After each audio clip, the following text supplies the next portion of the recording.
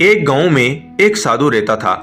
वह सारा दिन ढोल की बजाकर राम राम का कीर्तन करता रहता था। उसकी कुटिया के पास जिस व्यक्ति का घर था वह उससे बहुत परेशान था।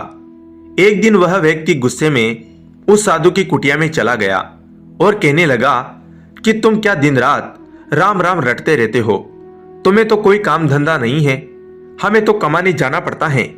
तुम्हारी ढोलकी की आवाज से मैं सो नहीं पाता। साधु कहने लगा, तुम भी मेरे साथ राम राम जप के देखो, तब तुम्हें पता चलेगा कितना आनंद आता है। उस व्यक्ति ने थोड़ा खिंच कर कहा, अगर मैं तुम्हारे साथ राम राम जपता हूं तो क्या तुम्हारा राम मुझे खाने के लिए रोटी देगा? साधु कहने लगा, मुझे तो राम नाम की लगन लगी है। मुझे तो राम जी की कृपा से हर रोज भोजन मिल ही जाता है। तुम भी राम राम जप के देख लो, मुझे भरोसा है भगवान तुझे खाने को जरूर देगा। वह आदमी उस साधु को चुनौती देता है कि मैं तुम्हारे साथ आज राम राम का भजन करता हूं। अगर तुम्हारे राम ने आज मुझे रोटी खिला दी, सारी उम्र राम की भक्ति में लगा दूंगा। अगर नहीं खिलाई तो तुम ढोल की बजाना बंद कर दोगे।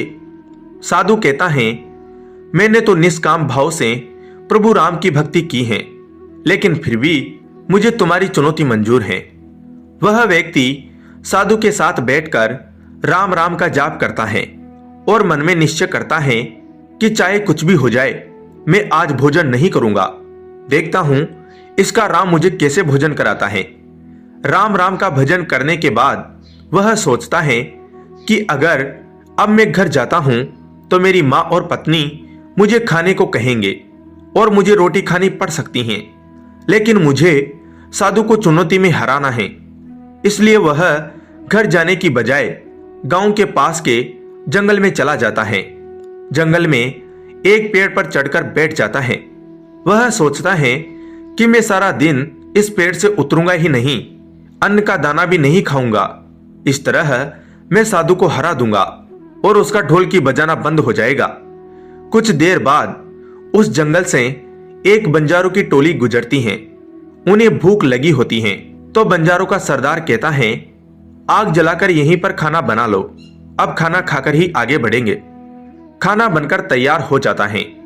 बंजारे खाना खाने ही वाले होते हैं कि इतनी देर में बंजारों को सूचना मिलती है कि पीछे से डाकू आ रहे हैं। तो बंजारों का सरदार कहता है, हमें यहां से चले जाना चाहिए, डाकू हमारा सब कुछ लूट सकते हैं।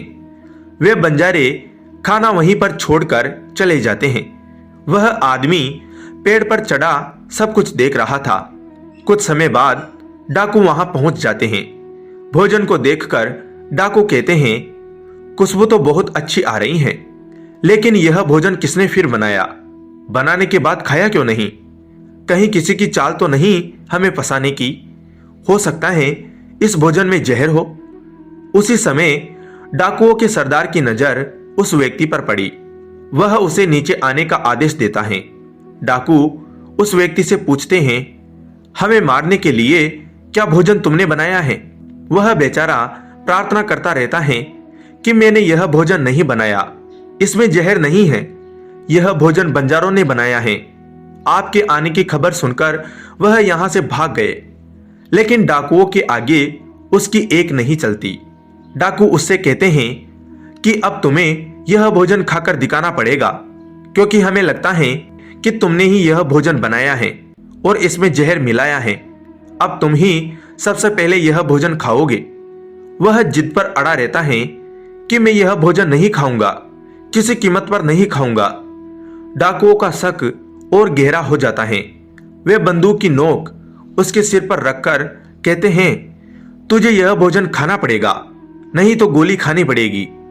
अब वह व्यक्ति भोजन कर रहा है और साधु को याद करते करते उसकी आंखों से आंसू बह रहे थे। उसने कहा था कि मेरा निश्चय है कि राम नाम जप लेगा तो राम तुझे भोजन भी देंगे। उसके भोजन करने के बाद डाकुओं ने उसे छोड़ दिया। अब उसे विश्वास हो गया कि बंजारों को और डाकुओं को राम जी ने ही भेजा है। वह सीधा साधु की कुटिया में चला गया और जाकर उनके चरणों में प्रणाम किया और उन्हें सारा वृतांत सुनाया। अब उस साधु से भी ज्यादा उसे राम नाम की लगन लग गई। उसने अपना पूरा जीवन राम जी को समर्पित कर दिया। जय श्री राम।